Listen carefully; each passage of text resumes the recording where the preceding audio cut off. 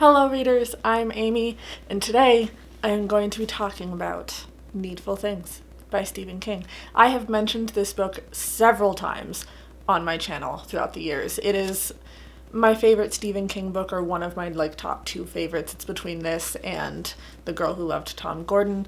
It is a chonker. It's a big book. This copy of this book is...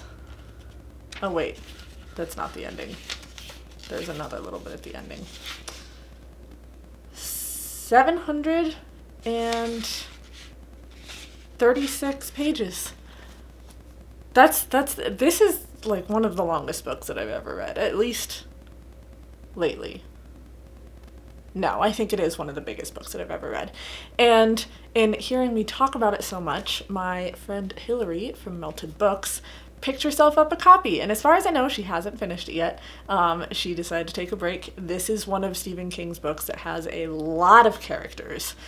Almost, one could say, too many characters, but I ended up loving it anyways. So I'm going to be doing a little bit of a review as well as kind of a reading guide to help Hillary and whoever else wants to pick this up kind of parse through it.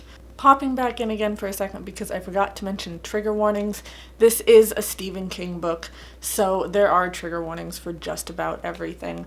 The major ones in this book are going to be murder, suicide, and taking sexual advantage of children. That last one is not detailed in any way, but it is briefly mentioned at several points in about the midpoint of the book, so just be aware of that. So just a quick kind of overview. There are some slight spoilers in this, but only so that you understand the premise a little bit better. There is this shop called Needful Things. We don't know a lot about its proprietor, Mr. Gaunt, but he sells someone what they've been searching for, what they didn't know that they needed. So the example that I tend to use is Brian Rusk. He is a early teens boy. He's between 10 and 12, and he collects baseball cards. He loves baseball cards, and he goes into the shop, and Mr. Gaunt has this baseball card that has Sandy Koufax on it, and it's signed to Brian. Now, it's probably signed to a kid named Brian, or a man named Brian, who had the card and got it signed by Sandy Koufax at the time. But Brian is just so taken aback by this card. It's in excellent condition. He likely can't afford it, but he loves it. And Mr. Gaunt is like, just give me whatever money you have and do me a favor, and we'll call it even.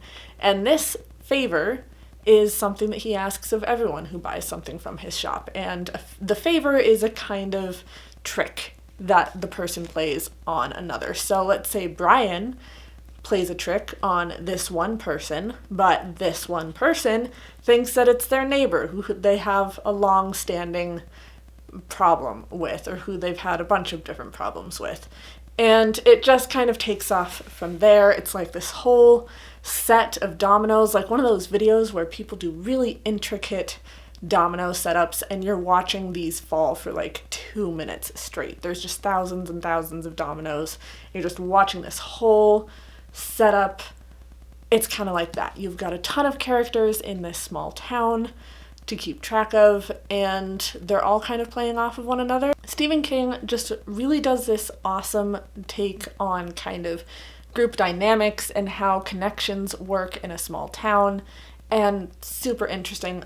Love it. Something else to note about, say, our example of the baseball card is that it's not what it seems. Whenever Brian's brother looks at it, he doesn't see a shiny mint condition Sandy Koufax card signed to Brian. It is this old, crumpled, very poor condition card, doesn't even have Sandy Koufax on it, but Brian doesn't know that because he sees what Mr. Gaunt wants him to see. So, as for the many, many characters, I'm terrible at remembering names in general, so of course I just finished this and I can't remember half the characters' names. But I can tell you, let's start off with Alan. Alan Pangborn is the sheriff of Castle Rock. He is, for lack of a better term, he's our main character. There's a lot of different characters. Alan Paulie and Brian are probably the ones that I would suggest paying the most attention to. I would say that they're in the book more than the other characters, but not necessarily a lot more, so if that makes any sense. But Alan is the sheriff. He's the one running the town. He is the one that Mr. Gaunt goes out of his way to avoid because he knows there's something about Alan. He won't quite be able to play Alan like he can play the rest of the characters in the town. So he's a really good character to try and keep track of. The next character I would say is the most important is going to be Paulie. That is his current girlfriend. So Alan is a widower. His wife and son died in a previous car crash. Paulie is his newer girlfriend, and she is dealing with arthritis. What she wants more than anything in the world is to stop the pain. Her hands are excruciating. She works at a sewing shop. Really, she's more of a manager than anything else because she can't really even do the work on most days. And when she can do the work, it's not a lot because her hands hurt so bad and she can't really afford to go to a doctor. She's also got a past that she hasn't been entirely cleared with Alan about. And Alan's fine with that. She'll open up in her own time. But there are things that haunt her. There's also things that haunt Alan. What if he could have done something different to stop his wife and son's car crash? What really happened on that day? These are the things that he really wants to know. And these desires and these mysterious pasts are really important things to be aware of. Next character I would say is Brian Rusk. Brian Rusk is kind of the catalyst. Like he starts the ball rolling. I think he is a very important character to keep track of.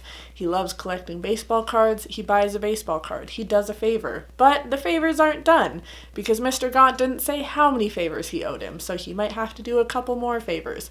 And these things begin to haunt him. And like I said, he gets everything started, so pretty important character to keep track of. Then we have Nutty and Wilma, who, after Brian, are also the ones to really get the ball rolling. Brian is the one that gets the tricks going, and Nutty and Wilma are the first big thing to really take place in this book. Wilma is a very mean woman who loves to be mean, who has fun in her rage. And Nettie is a woman who was abused by her previous husband and eventually killed him. She is just trying to live her life. She is working for Paulie, doing the best that she can, just trying to live a quiet, happy life without an abusive relationship. And these two it doesn't go well for them. Those are going to be the big characters to keep track of. Alan, Paulie, Brian, Nettie, and Wilma. A couple of these characters into the second half of the book, you don't really have to remember them anymore, but at the beginning of the book, they're good ones to keep track of. There is no need to beat yourself up about whether you can remember every single person, because the main thing that you have to concentrate on isn't necessarily who someone is or what their past is, but it's more about watching what exactly Mr. Gaunt is doing here. What is his game?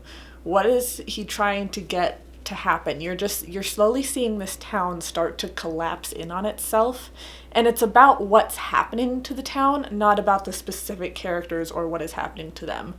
But in general, I think the best tip I can give is write down the characters as you see them, jot down a couple of notes about their pasts or who they are, and that might help refresh your memory as you go. In the last quarter of the book, every chapter is like a different event and a different person doing a different thing, so you're not really going to be able to keep track of everyone, but you do see what's happening as the dominoes fall. One other character that would be kind of important to know, don't have to pay super special attention to him, but someone to be aware of is Ace Merrill. He's not really in the book much until the second half, but he's a guy with a long, very bad history in Castle Rock. He's been gone for a while, and now he's back. And he does a very important part in playing Mr. Gaunt's game and continuing his game, again, in helping the town collapse in on itself. That's essentially what this book is. Group dynamics, what happens when people go after each other, when people lose their senses and are so caught up in the idea of revenge or what someone has done to them that they don't stop to think about what may be behind it. So that is pretty much it. I hope this was somewhat helpful for everyone out there. If you have any other questions about the book, by all means, leave comments and questions down below. I would love to talk about them with you more. Please like, subscribe, be my friend on social media. I will see all of you in my next video. Bye, friends.